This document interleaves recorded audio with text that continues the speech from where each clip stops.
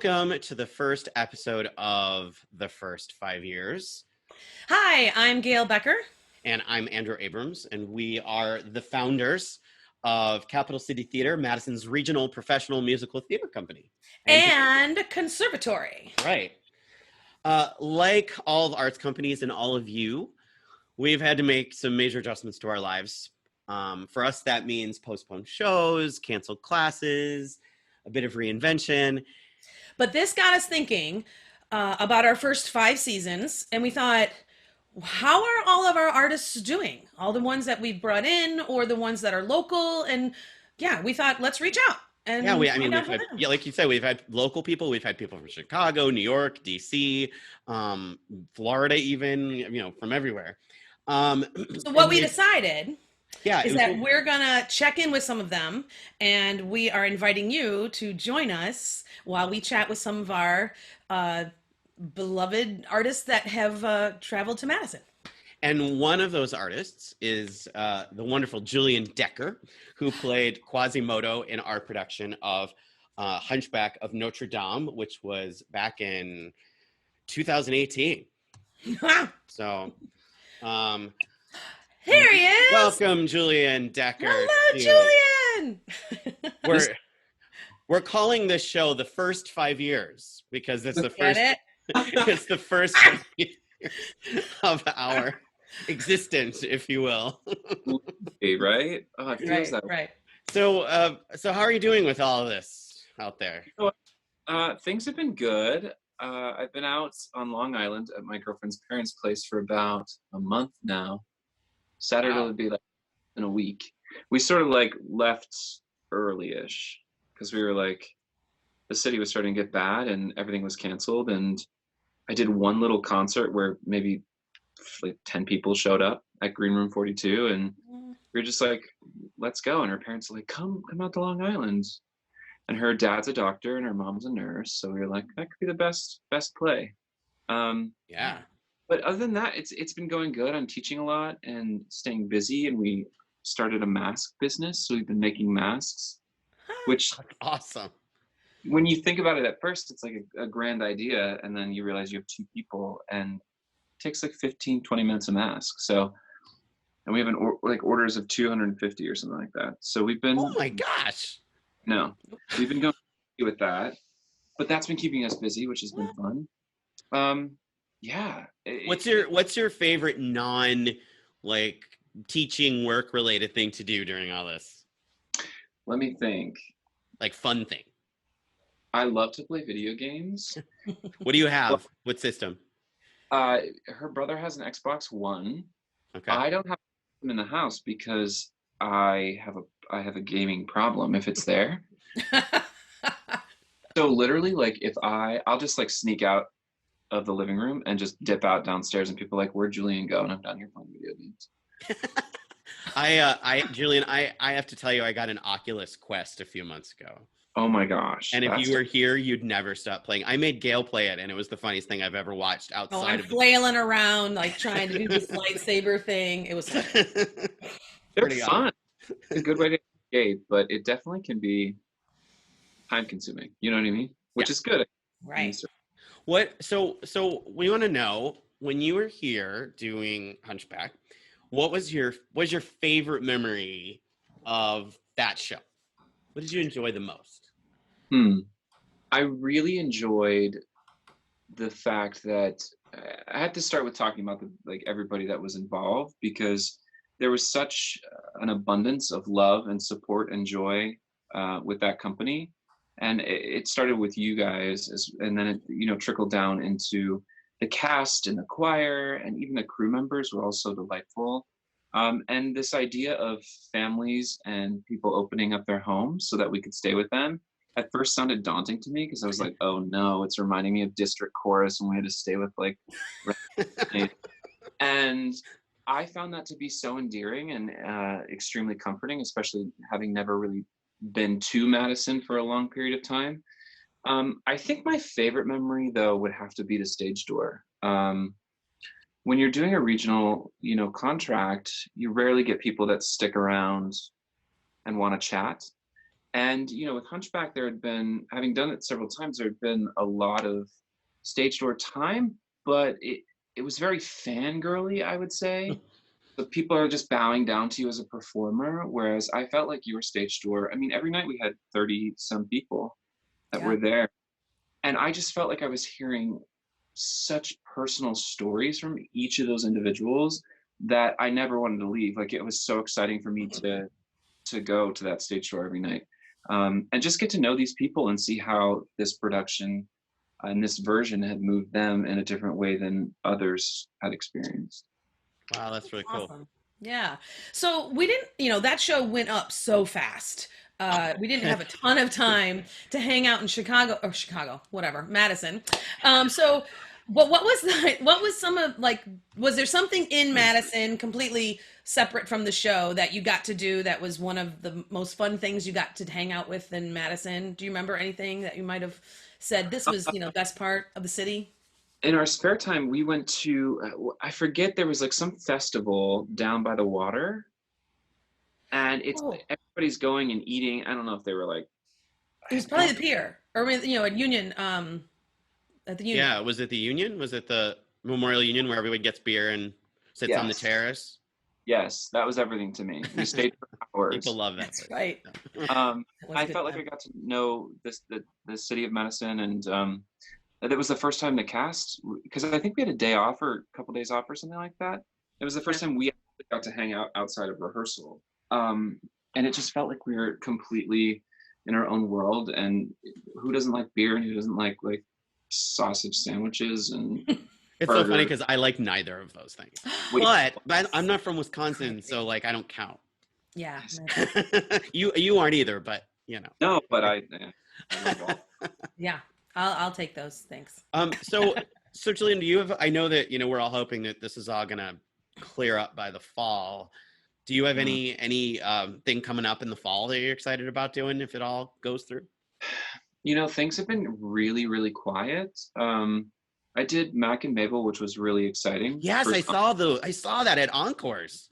Yeah, Encores is probably one of my favorite things about New York. I dragged Gail to. I love it. I love it. What did we see? Pipe Dream. Pipe Dream and something else. Yeah. So when I saw you were in that, I was like, dude, that's pretty good. Awesome. Talk about one of the most professional New York City organizations I've ever worked for. I was like, whoa, this is the real deal. Our cast was stacked. That was a lot of fun. I had a ton of auditions, obviously, for summer stock and whatnot, but of course everything was canceled, and some shows that I was in for are completely canceled now. Yeah. So there's really nothing in the works. I mean, I've been working on new musicals for years now. We put up Atlantis a year ago. Oh yeah, that's right. I remember seeing that. Like this past week we opened, and that's a 4.5-year investment that I've been working towards, and so we're waiting to hear on that. I did just sign on to this new project. I had been watching it for a couple of years now, and I told my agents, I was like, listen, if anything comes up about the show, I have got to get in. I'm so stoked about it. And it's called Houdini, and it's about the life of Harry Houdini, and it's a new musical. And my buddy Rico reached out last week and was like, hey, I know this composer, and he's working on this musical called Houdini, and he's looking for somebody to play Houdini. And I immediately thought that you would be absolutely amazing for it. And I said, wait, what? And so I'm starting work on that here in the next couple of weeks. We're going to lay down an audiobook. So it'll be the full script and full score that we'll lay down and individually splice together from our own homes. So I have to go get a microphone and Gail and I recommend. We were just talking about that. We recommend. We have our microphones. We recommend Avantri. Avantri, little microphone here. Great. I feel like we're doing an infomercial. Oh no! Now we're gonna have to pay Avantri. Did you know that? That's awesome, Julian. Did you know that Houdini lived in Appleton, Wisconsin? I did not know that. I don't know if he's from. I don't remember if he's from there or if he just lived there. There's a whole Houdini museum in Appleton, Wisconsin. See, come back and visit us. We'll go to the. It's a couple hours north of here, but yeah. I I don't know a ton, and I haven't started the depths of research, but talk about a fascinating individual, and for him to do the things that he did at the time that he did it was like, whoa, you know. Yeah. So yeah, that's really what's in the works right now. That sounds exciting, actually. I mean, that's Yeah, great. I'm stoked about any new musical, and Well, yeah. so if you could come back to Madison to do any role that you've ever wanted to do, what would it be? Oh my gosh. Now, we're not saying this is going to happen, Julian, but we just want what you think would be a blast. Come back and do. Let me think. And we're talking concert version, yes? No. Just full version. Yeah, we did a full version of On the Town last year in that Hunchback slot. That was a full production. Yeah, that's right. Josh Walden, right? Yeah. Mm-hmm. That's right. Oh man, this is sure we'll be talking to Josh one of these days soon when our first 5 years. First 5 years. Is that great? I love it. Terrible. Cracks You me would up. come up with that. I love that.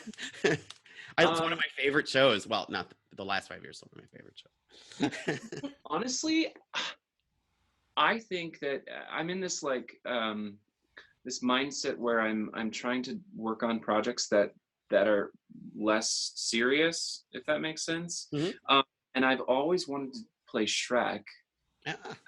Would die to do Shrek, and I feel like your audiences would enjoy that show. Yeah.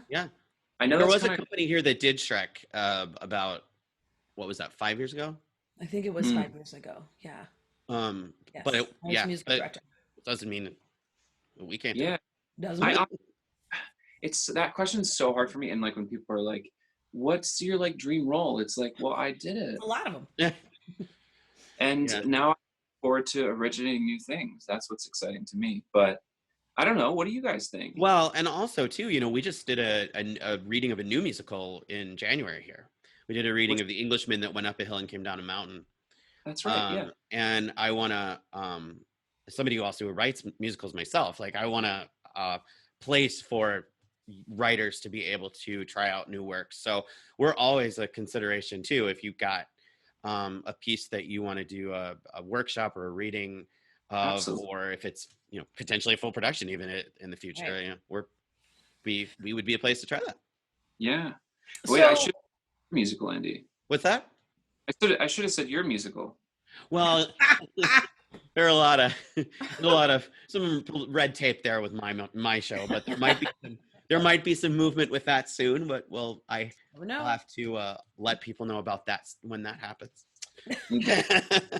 That's a different broadcast. That's a different broadcast. So, Julian, what's your best takeaway from the whole quarantine and when all this time away from performing? What's one of your sort of what's hit you the best? I think that being forced to sit and kind of take time and examine who you are and how you got to where you are right now is super important. And especially in our industry, it's go, go, go, go, go, go, go. And we never feel comfortable saying no. And we never take the time to actually take care of ourselves internally and even externally at some points. And so I feel like I'm being given a gift of breath to just the first ever. And I'm actually picking up the phone and calling people every week and having conversations. We sit down to dinner every single night and we talk. And that's something that never happens ever. Right. You've been given this permission to really just be and not, go to the next thing. Yeah. Which is a revitalization for us as actors and performers, because if we're not experiencing this side of life too, then our what we bring to the table is it's missing. It's always going to lack something. Yeah. So I found, even with some of my friends that are currently working on Broadway and Broadway shows, they're loving this. They're loving the opportunity to kind of relax. And we all kind of feel like, guess what?